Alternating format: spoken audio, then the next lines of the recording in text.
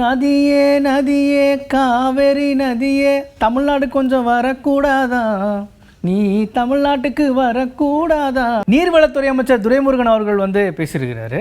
ஒழுங்காற்று குழு ஆற்றுலையே எதற்காக அப்படின்னு பாத்தீங்கன்னா அந்த காவிரியில இருந்து தண்ணியை தரமாட்டாங்க. ஆமாங்க. அதனால என்ன இருக்கு அப்படின்னு பாத்தீங்கன்னா தஞ்சாவூர்ல விவசாயிகள் எல்லாம் போராட்டம் பண்ணிருக்காங்க. தஞ்சாவூர் நெற்களஞ்சியம், விவசாயத்துக்கு பேர் போன ஒரு ஊரு. போராட்டத்துல போயிட்டே இருக்கும் போது கையில எக்யூப்மெண்ட்ஸ் பாத்தீங்களா, கையில வந்து ஒரு வடச்சட்டி, ஒரு கரண்டி. எதுக்குன்னா வந்து தீபாவளிக்கு பலகாரம் சுடுறதுக்கு. நாங்க முறுக்கு சுடுறதா நாங்க சுட்டுருப்போம். எங்கள்கிட்ட எதுவுமே இல்ல, சட்டையே அது மட்டும்தான் இருக்கு. எங்கள்கிட்ட பொருளாதாரம் இல்லைங்கிறத காமிக்கிறதுக்கு தான் இதை கொண்டாந்துருக்கோம். அதாவது இப்போ தீபாவளிக்கு பலகாரங்களாம் எதுவும் செய்ய முடியல. ஆமா, இங்க பாருங்க காவிரியில தண்ணி இல்ல, அதனால பயிர் விளையல. இப்ப எல்லாருக்கும் நாங்க மட்டும் எப்படி தீபாவளி கொண்டாட முடியும்? ஆமா, முடியல. சரி, கர்நாடகா வந்து தமிழ்நாட்டுக்கு தண்ணி தரல, விவசாயிகள்லாம் போராட்டம் பண்றாங்கல்ல. அமைச்சர் அதுக்கு என்ன சொல்றாரு? அமைச்சர் துரைமுருகன் அவர்கள் சொல்றாரு, அந்த ஒழுங்காற்றுக்குழு ஒழுங்கா ஆற்றுற காரணம் நாங்க வந்து நாள் ஒன்றுக்கு 13,000 கியூசெக் தண்ணீர் திறந்து விட வேண்டும்னு கேட்டோம். ஆனால் அவங்க 2,600, நாங்கள் 13,000 கேட்டோம், 2,600 கியூசெக் தான் திறந்து விடணும்னு சொல்லியிருக்காங்க. இத்தனையோ கவர்மெண்ட் எக்ஸ்பீரியன்ஸ்ல பார்த்தாங்க, யாருமே இப்படி முரம்பு பிடிக்கல. இதுவரையில் இருந்த எந்த அரசும் இவ்வளவு முரண் பிடித்ததில்லை. அது கர்நாடகா சிஎம் சித்தராமையா அவர்கள் இருக்கார்ல, அவர் வந்து அண்ணனுக்கு தெரிஞ்சவரா. இதுல என்ன விஷயம் என்றால், சித்தராமையா அவர்கள் முதலமைச்சர், எனக்கு தலைவருக்கு ரொம்ப வேண்டியவர். நீர்ப்பாசனத்துறை அமைச்சரும் எனக்கு தெரிந்தவர் தான். ஆனால் இவர்கள் இவ்வளவு பிடிவாதமாக இருப்பது எனக்கு ஆச்சரியமாக இருக்கிறது.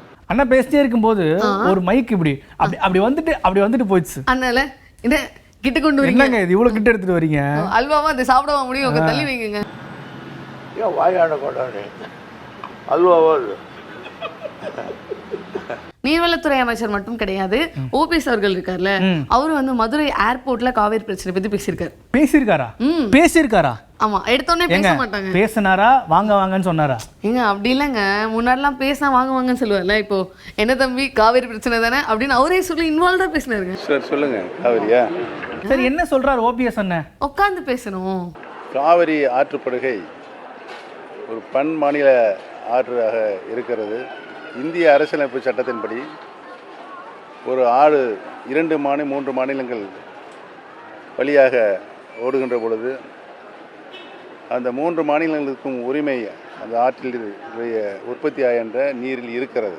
ஓபிஎஸ் எனக்கு தெரியுது பாருங்க, ஒரு நதினா ஷேர் பண்ணணும், கட்சினா விட்டு கொடுக்கணும், நிறைய பேருக்கு ஷேர் பண்ணணும்னு அந்த பண்பு சொல்றாரு. ரொம்ப அதிகமா ஷேர் பண்றாருல, ஷேர் பண்ணிருக்காருங்க, விட்டு கொடுத்திருக்காரு. அந்த மாதிரி காவிரியுடைய நதி நீரை எவ்வாறு பங்கிடுவது, ட்ரவுட் ஏற்பட்டால் அந்த நீரையும் எவ்வாறு பங்கிடுவது என்பதெல்லாம் தெளிவாக அதில் குறிப்பிடப்பட்டிருக்கிறது. தமிழ்நாடு அரசு உரிய சட்டபூர்வமான நடவடிக்கை எடுக்க வேண்டும் என்பதுதான் அனைத்து இந்திய அண்ணா திராவிட முன்னேற்ற கழகத்தினுடைய கோரிக்கையாக இருக்கிறது. இந்த மக்களுக்கான திட்டங்கள்லாம் இருக்கும்ல, அதெல்லாம் அரசாங்கம் வந்து கவர்னருக்கு வந்து லெட்டர் எழுதி அனுப்புறாங்க. ஆனா அந்த மசோதாவெல்லாம் ஆளுநர் அவர்கள் சைனே பண்ண மாட்டாருங்க.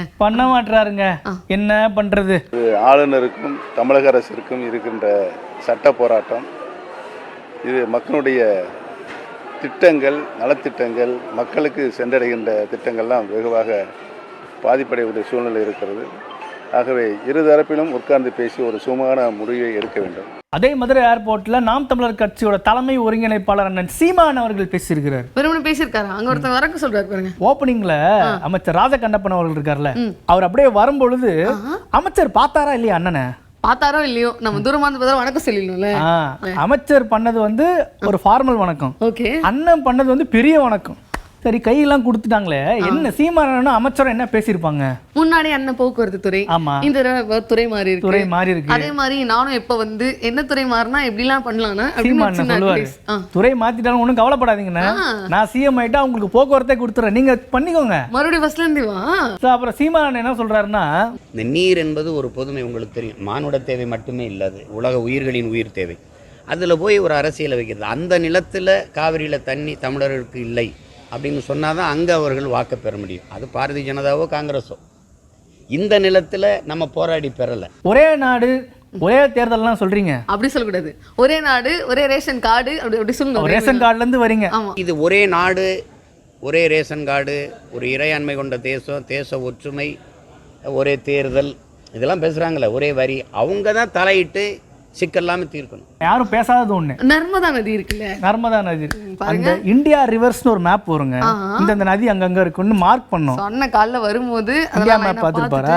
பிரதமரே சொல்றாருல, குஜராத்தில் நர்மதாவில் வந்து அந்த நதியை நாங்கள் ராஜஸ்தான், மகாராஷ்டிரா, குஜராத்தில் எந்த பிரச்சனை இல்லாமல் பிரிச்சுக்கிறோன்ட்டு.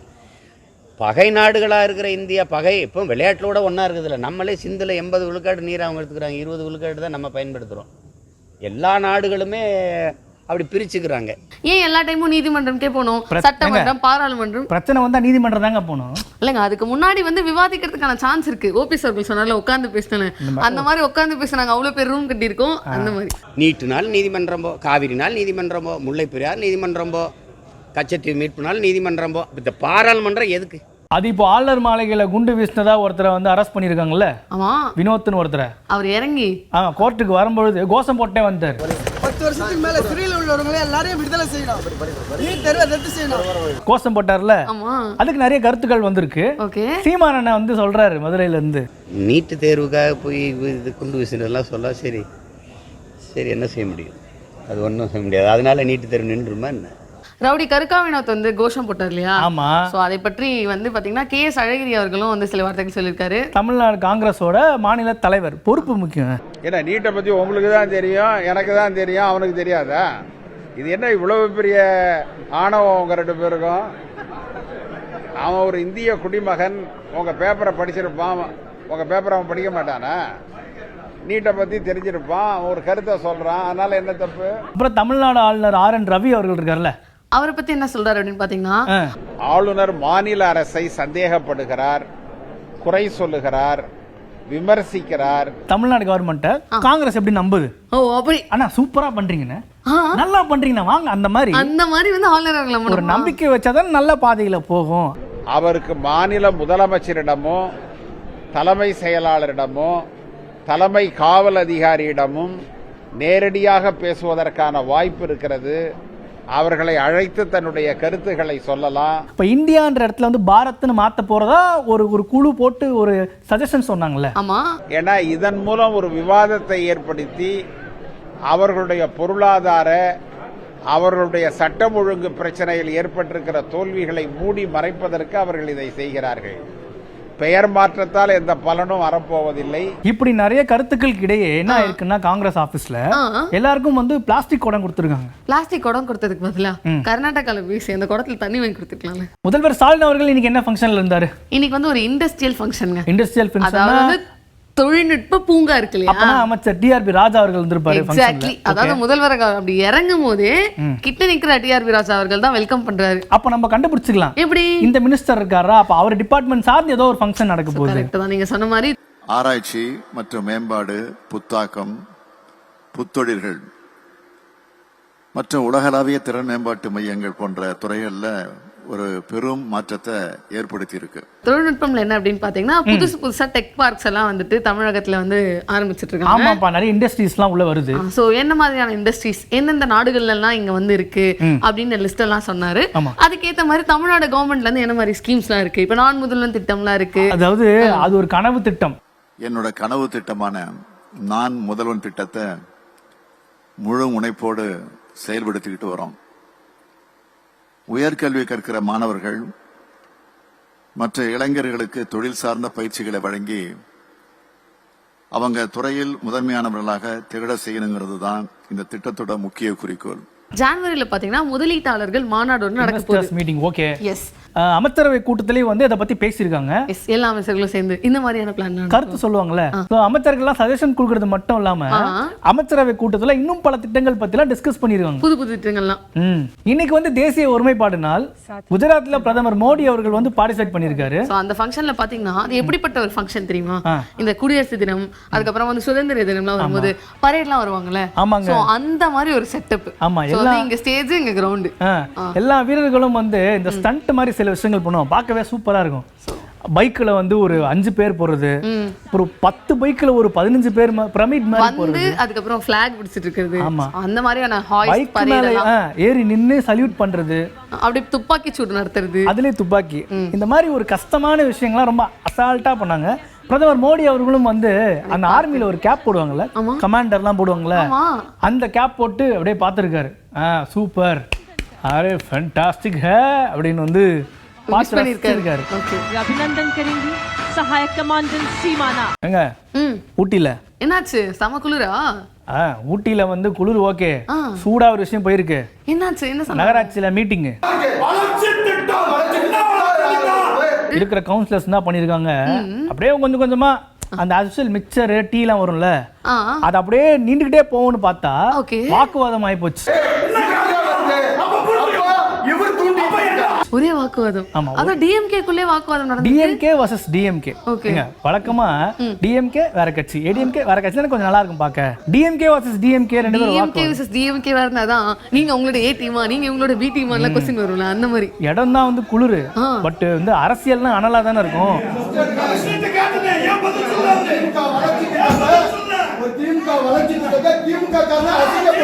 இது என்ன பெரிய பிரமாதம்?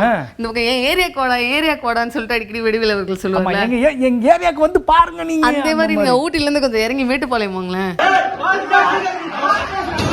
அங்க பாத்தீங்கன்னா அந்த மாதிரி வாய் தகராறுலாம் கிடையாது. அந்த முனிசிபாலிட்டியில டிஎம்கே வர்சஸ் ஏடிஎம்கே பாருங்க, உள்கட்சியில பேசும்போதே வாக்குவாதம் ஹெவியா இருந்தது. இது வந்து இப்ப ஆப்போசிட் கட்சி வேற. அப்படியே பேசிட்டே இருக்கும்போது என்ன ஆச்சு,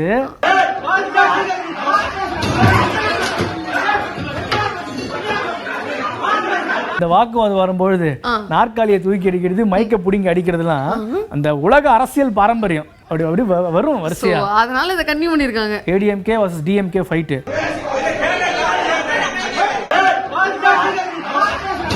ஏங்க நகராட்சி கூட்டத்துல நாற்காலியை தூக்கி வீசிட்டாங்கல்ல, நம்ம விடுதாங்க என்ன கட்சியில அந்த மாதிரி மீட்டிங் வச்சா அந்த மாதிரி அது நடக்கும்? அதெல்லாம் எதுவுமே நடக்காதுங்க. ஏன்னா நாங்க நாற்காலியை போடுறது இல்லை.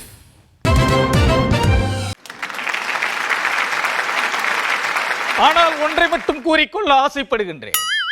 கடிகாரம் உள்ளாக சுற்றி வந்தாலும் கடிவாளம் போடாத குதிரையாக ஓடிக்கொண்டிருப்பவன், காற்றை துளைத்து வரும் நறுமணத்தை போல் மக்களின் மனங்களை துளைத்து என் நற்செயலை விதைத்துக் கொண்டிருப்பவன், மக்களுக்கு ஒன்று என்றால் சிதறு தேங்காயாக பதறி போகும் என்னை மக்கள் உதறிவிடுவார்கள் என்று எதிரிகள் கணக்கு போடுகிறார். நாட்டு கணக்காக இருந்தாலும் வீட்டு கணக்காக இருந்தாலும் அரசியலில் நான் போடும் கணக்கு தப்பாது. இந்த மீன் கொடைமடைக்கு போடும் தூண்டில் சிக்காது என்பது தெரியாதா? என் ஒவ்வொரு செயலும் வைரலாக பரவி கொண்டிருப்பதால் தான் அதை பொறுத்து கொள்ள முடியாத கொடைமடைக்கு அடிக்கிற மழையில குடையை விரிக்க மறந்து குழப்பத்தில் இருக்கும் நிலை பார்த்து நான் நிதானத்துடன் பேசுகிறேன் என்றால் என் நிலை உயர வேண்டும் அல்லவா? தரம் உயர உயர என் தன்மானம் உயரும். தன்மானம் உயர்ந்தால் மக்கள் அபிமானம் என் மீது திரும்பும். ஆக அரும்பு மீசை கொண்ட இடியின் கரும்பு பேச்சு மக்கள் மனத்தில் இனிக்காதா? நீரில் குளித்தாலும் தீயில் எரித்தாலும் தங்க நிறம் மாறாதது போல் தங்க மனசு உள்ளவனை இந்த உலகம் ஒருபொழுதும் கைவிடுமா? அண்ணா ஆவண்ணா ஈயண்ணா எனக்கென்ன வீணா விளக்கெண்ணா என இருந்து கொண்டிருக்கும் கொடைமடைக்கு ஒரு கட்சி தலைவராக இருந்து கொண்டு கட்சியின் வரலாறு தெரியாமல் இருப்பது அவர் அறியாமையை காட்டுகின்றது. அது மட்டுமா, காவியம் படித்து பார், புறநானூறு புரட்டிப்பார் என்று ஒரு கட்சி தலைவன் என்பதை மறந்துவிட்டு காவிய தலைவனாக நடந்து கொண்டிருப்பது அவர் இயலாமையை காட்டுகின்றது. முயலாமையுடன் அவர் முயன்றால் முன்னேற்றம் கிடைக்க வழிகள் உண்டு. இப்படி இயலாமையுடன் பேசிக்கொண்டு தெரிந்தால் இருக்கும் இடம் கூட பறிபோகும் என்று உணராமல் உளறிக் கொண்டு தெரிகிறார். ஆனால் நான் கட்டமைத்து கட்சியை கட்டுப்பாடாக வளர்த்து கொண்டிருப்பவன், கொள்கையை தொலைத்து விட்டு கட்டுப்பாட்டை காற்றில் பறக்க விட்டு கண்ணியம் தவறாத தலைவனாக நடித்துக் கொண்டிருப்பவர் கொடைமடை. இன்னார்க்கு இதுதான் என்று சொல்லுவதா வரலாறு? அல்லது எல்லோருக்கும் எல்லாம் என்று சொல்லுவது வரலாறா? தனி உடைமை கருத்து என்பது இங்கே செல்லா காசாகத்தான் இருக்கும். பொது உடைமை கருத்து என்பதுதான் மக்களிடம் வெள்ளி பணமாக இருக்கும் என்பதை கொடைமடைக்கு மறந்திடக்கூடாது. நான் மறுபடியும் மேடை ஏறியதும் மைக்கு கைக்கு கிடைக்கும் போதெல்லாம் தெளிவாக பேசிக் கொண்டிருக்கிறேன் என்பதை உறுதியாக கூறிக்கொண்டு விடைபெறுகின்றேன். நன்றி, வணக்கம். We are back to cinema. நடிகர் அஜித் அவர்கள் நடிக்க போற விடாமுயற்சி படத்துல இருந்து வரல, ஷூட்டிங் ஸ்பாட்ல இருந்து போட்டோஸ்லாம் விட்டுருக்காங்க. ஸோ அது என்னங்க ரொம்ப நாளுக்கு அப்புறம் ஒரு அப்டேட் வந்த மாதிரி இல்லை? ரொம்ப நாளுக்கு அப்புறம் வந்திருக்கு. அந்த போட்டோல வந்து மகிழ் திருமேனி அவர்கள் அப்புறம் நிறைய அவங்க டீம்லாம் இருக்கிறாங்க. இது பாருங்க என்ன சுவாரஸ்யம்னா, முன்னாடி வலிமை படம் வரதுக்கு முன்னாடி அப்டேட்னு கேட்டிருப்பாங்க. ஆனா இப்ப பாருங்க வேர்ல்டு கப் நடந்துட்டு இருக்குது, இப்ப கூட யாருமே அப்டேட் கேட்காமலே வந்து கொடுத்துருக்காங்க அப்டேட். யாரும் வந்து கேட்டுறாதீங்க, கேட்டக்கூடாது, நீங்க கேட்டக்கூடாது, நாங்க முன்னாடி கொடுத்துருவோம் அந்த மாதிரி. பட் இவ்வளோ கேப் வந்தது காரணம் என்ன? அதாவது பாத்தீங்கன்னா இப்ப விஜய் அவர்களுக்கு 3 படம் வந்திருக்கு, இவருக்கு படம் வரலன்னு சொல்லுவீங்க. ஆமா, அவர் நடுவுல வந்து பைக் ஓட்டிட்டு இருந்தார்ல. சோ இன்னைக்கு கிச்சன் கேபினெட்ல வந்து எல்லா விஷயங்களும் இன்ட்ரெஸ்டிங்கா இருந்திருக்கும் அப்படின்னு நம்புறோம். நாளைக்கு இதே மாதிரி இன்ட்ரெஸ்டிங்கான விஷயத்தோட உங்களை வந்து சந்திக்கிறோம். இந்த நிகழ்ச்சி விடைபெறுவது நான் உங்களுடைய சிவா. நான் உங்க பிரியா. ஹே டண்டனக்கா, ஹே டண்டனக்கா, ஹே டண்டனக்கா, டண்டனக்கா, டண்டனக்கா.